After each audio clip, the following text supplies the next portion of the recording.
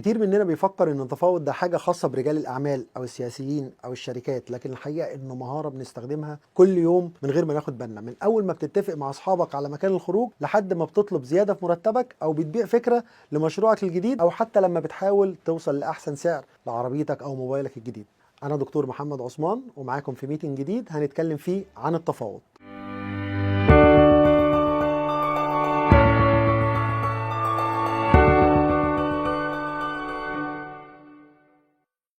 التفاوض مش بس في البيزنس، التفاوض في الحياة. لو انت انسان طموح، التفاوض هو بوابتك لفرص افضل والعلاقات اقوى والحياة بتحقق فيها اللي بتحلم بيه.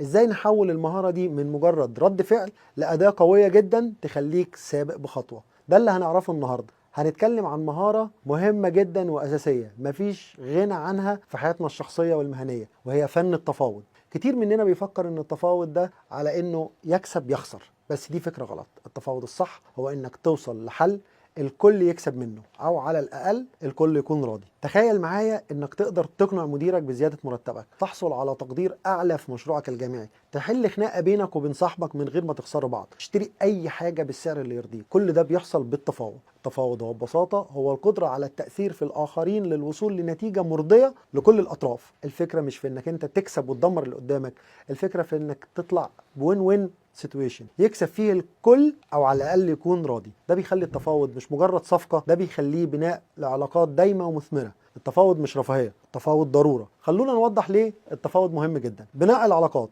التفاوض الناجح بيبني جسور من الثقة والتعاون، وبيوريك ازاي تحافظ على علاقاتك الشخصية والمهنية. تحقيق الاهداف، سواء كان هدفك ان انت تحصل على وظيفة احسن، او تخلص مشروعك في الجامعة، او حتى تاخد خصم على منتج، التفاوض هو الاداة اللي بتوصلك لهدفك. زيادة الثقة بالنفس، لما بتعرف تتفاوض بذكاء ثقتك بنفسك بتزيد بشكل ملحوظ، لانك بتحس انك انت مسيطر على الموقف وقادر تحقق اللي انت عايزه. حل المشكلات، الحياة مليانة مشاكل، والتفاوض بيمنحك الادوات اللازمة لحل النزاعات والوصول لحلول مرضية. طيب ازاي نتقن التفاوض؟ الموضوع بسيط، لو فهمت الاساسيات وطبقتها هتوصل للخطوات الاساسية عشان تكون مفاوض شاطر. وعشان تكون مفاوض شاطر لازم يكون عندك المقاومات دي. اعرف نفسك قبل ما تبدأ اي تفاوض، لازم تكون عارف كويس ايه هي نقاط قوتك ونقاط ضعفك، وايه اللي بتقدمه، سواء كان مهارات او خبرة او حتى الوقت اللي بتخصصه. كل ما كنت واثق في قيمة اللي بتقدمه كل ما كنت اقوى في التفاوض. بعد كده جهز نفسك كويس جدا. التجهيز مفتاح النجاح. قبل ما تدخل اي تفاوض اعمل بحثك الكامل،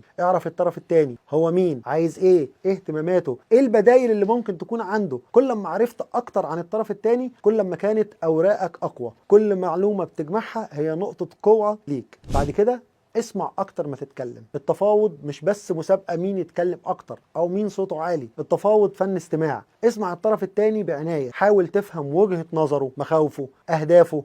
لما بتسمع كويس بتعرف توصل لنقطة اتفاق ترضي الطرفين. في حاجة اسمها الاستماع الذكي. الاستماع الذكي ده مش بالودن. ناس بتفتكر ان المفاوض الشاطر هو اللي بيتكلم كتير، لكن الحقيقة هو اللي بيسمع اكتر. اسمع اللي مش بيتقال، ركز على نبرة الصوت، لغة الجسد، قاعد ازاي، واقف ازاي، لابس ايه، بيتكلم معاك ازاي، ايه الطريقة اللي دخل عليك بيها، سلم عليك ازاي. كل ده بتقدر تعرفه. ما تتسرعش في الرد، ادي لنفسك لحظة تفكير قبل ما تتكلم. وفي نقطة مهمة جدا، جهز البدائل بتاعتك اللي هي الخطة بي. لازم تعرف ايه هي الباتنا. الباتنا دي اختصار للبيست الترناتيف نيجوشيتد اجريمنت. هي بكل بساطة ايه احسن حاجة ممكن تعملها لو ما قدرتش توصل لاتفاق مع الطرف اللي قدامك. معرفتك بالباتنا بتاعتك مهمة جدا، لانها بتدي لك قوة وثقة في التفاوض. لو البديل بتاعك مش كويس مش هتبقى مضطر ان انت تقبل باي عرض وخلاص. وكمان بتساعدك تحدد اقل حاجة ممكن تقبل بيها في التفاوض الحالي. هي دي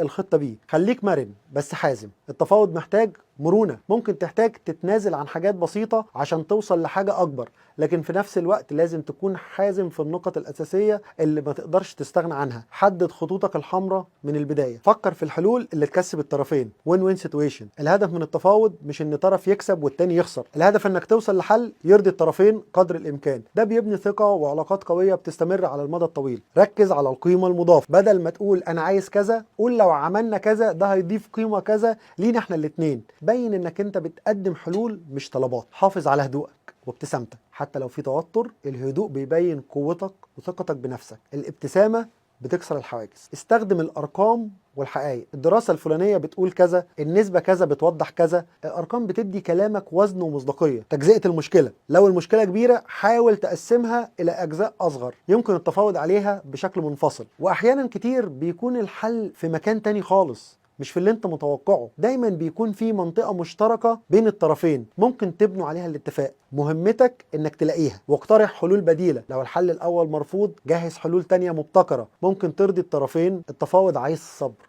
ممكن ما توصلش لاتفاق فوري وده طبيعي. تجنب الانفعال، الغضب او التوتر ممكن يعطل عملية التفاوض. وما تخافش من الانسحاب، لو حسيت ان التفاوض مش هيحقق لك اي فايدة فما تترددش في الانسحاب بأدب. في كام نصيحة سريعة ومهمة. اتدرب اتدرب اتدرب. التفاوض زيه زي اي مهارة، محتاج ممارسة. ابدأ في المواقف الصغيرة في حياتك، دور عن اي فرصة للتفاوض حتى لو بسيطة، زي التفاوض على سعر في سوق او محل او مع مندوب مبيعات. ما تخافش من الرفض ابدا، مش كل تفاوض بينجح وده طبيعي. اتعلم من كل تجربة، اعرف قيمة نفسك، ما تقللش من قدراتك او من قيمة اللي بتقدمه. خليك صبور، التفاوض ممكن ياخد وقت، ما تستعجلش. التفاوض مش بس بيخليك اقوى في تحقيق اهدافك، يخليك شخص اكتر نضج ووعي باللي حواليك، بيعلمك تفهم الاخرين وتوصل لارضيه مشتركه. التفاوض مهاره سهل تطويرها، بس محتاج تدرب نفسك عليه في كل موقف بسيط في حياتك، وشوف ازاي هيغير طريقه تعاملك مع الناس وهيخليك تحقق اهدافك بشكل اذكى. التفاوض مش بس مهاره بنتولد بيها، مش مجرد فن، ده علم نفس، ده فن اقناع، ده قدره على فهم البشر، ده مهاره بنكتسبها بالممارسه والتجربه. وكل تجربه هي فرصه للتعلم والتطور. كنت معاكم دكتور محمد عثمان في ميتنج.